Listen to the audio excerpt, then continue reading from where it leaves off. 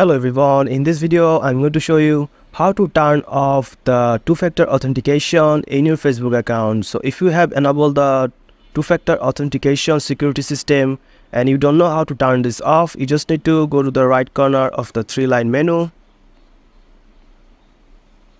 Then you need to open up the settings option, so you just need to tap on this gear icon, or you can just go down and find settings and privacy.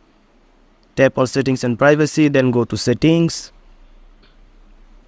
After that you need to go to see more in account center, then go down and select password and security.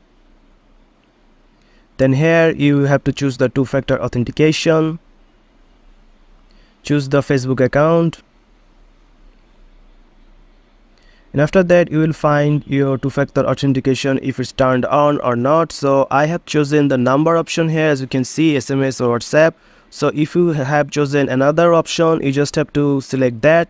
So I'm just going to select my SMS or WhatsApp number, and here you will find that option to turn off. So you just need to toggle to turn this off and just select two-factor authentication turn off. And that's it. Your two-factor authentication system is now turned off. Now you can choose another option for your two-factor authentication, but we're not going to do that because we're here to turn this off.